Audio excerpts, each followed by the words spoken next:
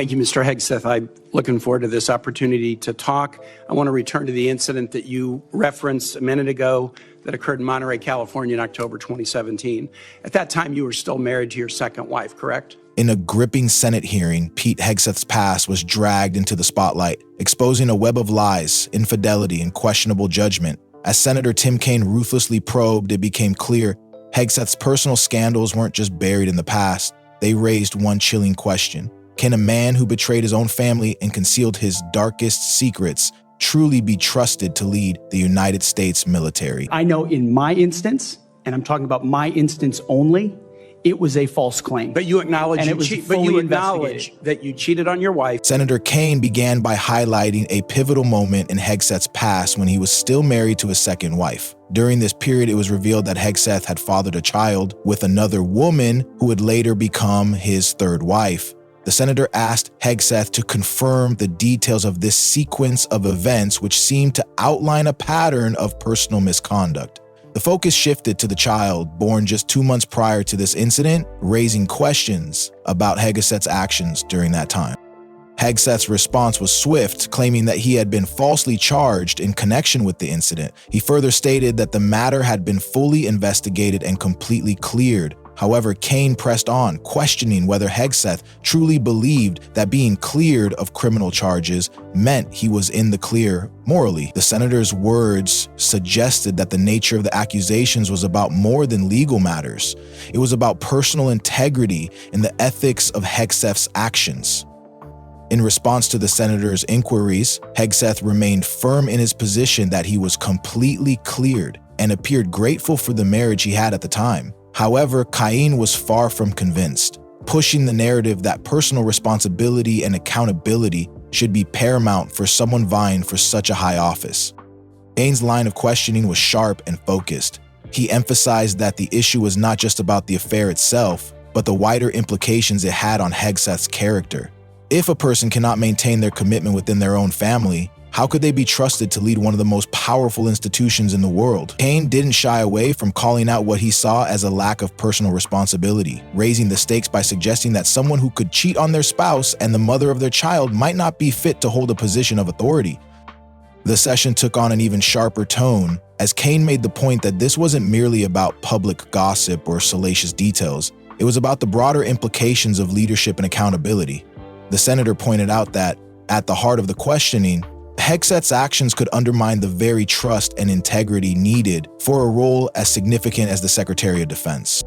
The narrative was clear. For those tasked with overseeing national security, personal integrity is a non-negotiable trait. If someone is willing to betray their own vows and cheat on their spouse, it raises fundamental questions about their ability to maintain discipline and ethical standards within the military.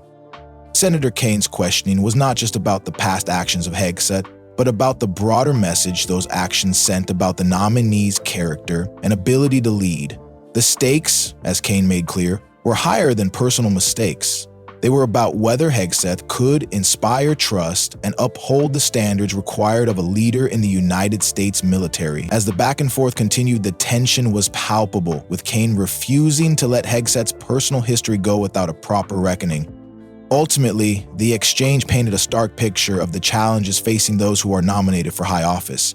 Beyond the politics, the question remained, who can we trust to lead, and what does their personal history tell us about their future judgment? As the questioning continued, Senator Kaine didn't let up. He zeroed in on more specific details of Pete Hegseth's personal life, turning the conversation toward Hegseth's past actions, particularly regarding an affair that took place while he was still married to his second wife. The senator pushed Hegseth to acknowledge the gravity of his past decisions, asking direct questions about the nature of the affair and its broader implications for his character and fitness for a high-level position like Secretary of Defense. Kaine brought up a specific incident from October 2017, when Hegseth had admitted to engaging in sexual relations with another woman while still married. This was a significant point in the exchange, as it painted a picture of Hegseth's personal failings, particularly in the context of his previous declarations of being a person of integrity. Kaine's tone was clear. This wasn't about a single mistake, but about a repeated pattern of questionable judgment. While Hegseth continued to insist that the accusations against him were false and that he had been cleared of any wrongdoing, Kaine pressed harder. The senator asked him to explain his judgment, considering the circumstances surrounding his actions. How could someone who had just fathered a child with a third woman 2 months before the affair, while still married, claim to be completely clean? The senator's point was sharp. Hegseth's actions suggested a lack of responsibility and moral clarity, which Kaine argued were essential qualities for someone who would oversee the nation's military operation.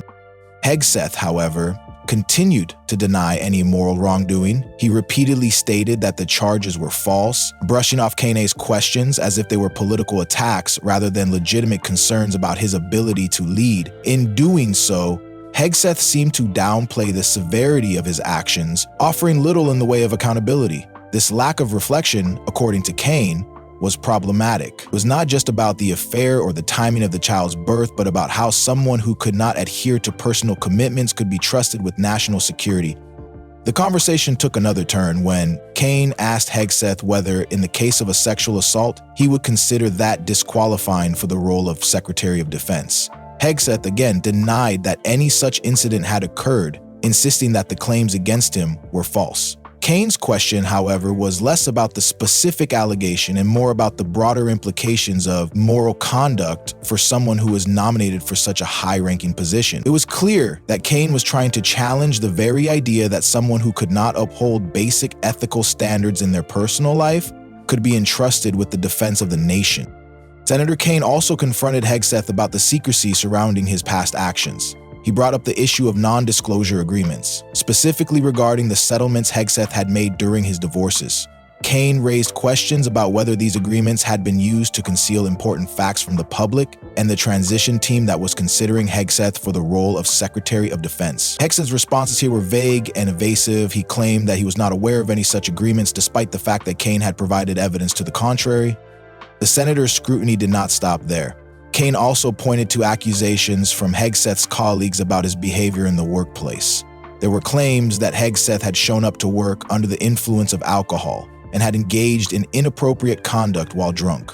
Kaine made the case that such behavior, if true, would be disqualifying for someone hoping to lead the Department of Defense. Hegseth once again denied the allegations, calling them false claims. But Kaine's response was direct. If someone had indeed shown up to work intoxicated and engaged in misconduct, that would be a serious issue that could not be ignored.